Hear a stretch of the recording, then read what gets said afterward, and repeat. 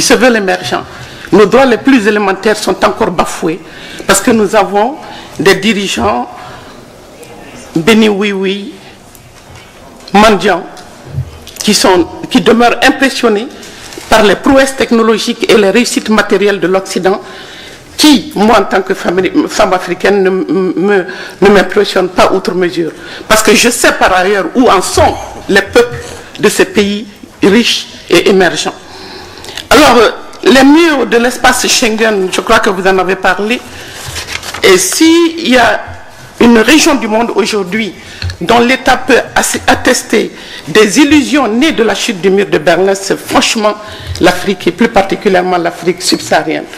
Nous réalisons chaque jour que nous ne sommes que l'arrière-cour de l'Europe, là où l'arrière-cour est réservoir de matières premières et dépotoir. Et aucune démocratie locale et nationale n'a d'avenir dans le cadre des rapports euro-africains si asymétriques. La société civile est en train de se battre justement pour qu'on arrête de nous infliger ces accords de partenariat économique, c'est-à-dire davantage de libéralisme. Nous ne sommes pas entendus. Et les gens s'étonnent que l'ensemble des frustrations et des humiliations subies, accumulées, deviennent explosifs à un certain nombre, à un moment donné. Et que la démocratie représentative qui permet à une catégorie d'élite qui a amassé suffisamment d'argent, cette démocratie représentative qui porte au pouvoir des gens qui ne rendent pas de compte au peuple, on se rend compte que dans cette situation totalement chaotique puissent émerger des démocrates africains. Moi je les cherche mais en vain. La Guinée n'est pas une exception. Nous avons toutes les chances d'aller vers d'autres horreurs. Des millions d'innocents mourront encore parce que le système global est un désastre.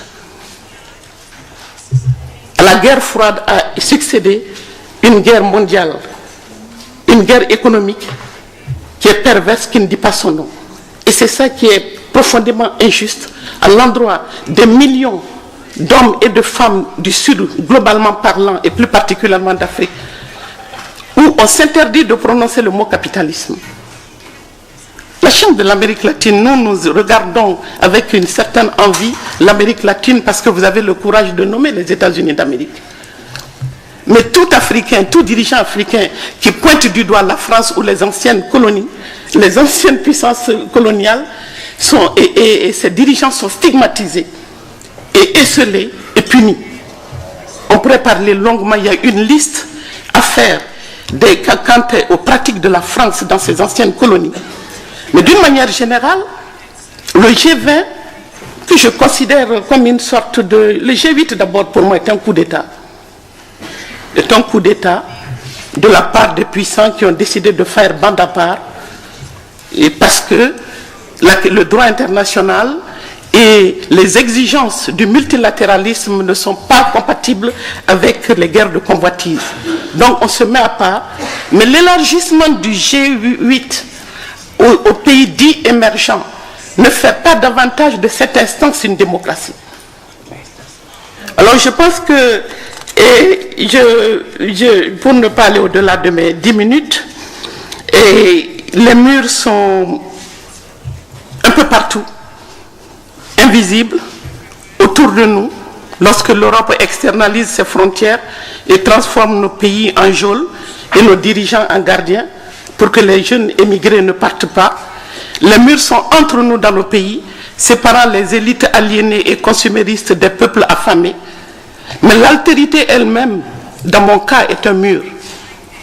Parce que, dit quelqu'un, nous sommes un peu trop bronzés. Et pour conclure, je dirais que la chute du mur de Berlin est née donc ce désastre et la mort lente, parce que c'est la mort lente du fait de la faim, de maladies guérissables, mais aussi la mort violente par balle, comme on l'a vu et on le voit en ce moment en Guinée, au Kenya, où la Cour pénale internationale prétend aller chercher les victimes des 1300 morts au cours des dernières élections.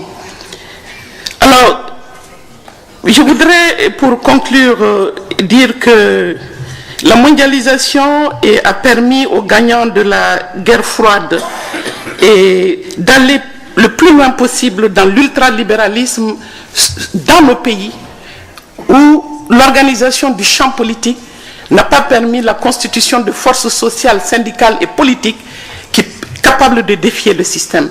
Le véritable mal de l'Afrique est à ce niveau. Et je pense que l'Afrique piégée et humiliée n'a pas implosé parce que les femmes sont debout, munies de valeurs non marchandes pour colmater les déchirures du marché. Hier, quelqu'un disait que je crois que c'est Pasquale qui a parlé de la peur, de l'espoir et de l'humiliation. Ces trois sentiments, je crois, se retrouvent chez nous. Nous avons peur, chaque pays africain a peur d'être stigmatisé, marginalisé, parce que cruellement dépendant de l'aide extérieure. Nous nous sentons humiliés parce que c'est le prédateur qui prétend moraliser. Celui qui vient se servir, qui a besoin de vos ressources naturelles, veut donner la leçon de morale, donner l'impression au monde entier que vous n'êtes rien. Alors quand nous savons d'où nous venons, puisque nous savons que la traite négrière et la colonisation ont été les étapes nécessaires à la constitution du capital dominant, nous disons qu'il faut inverser le regard sur l'Afrique.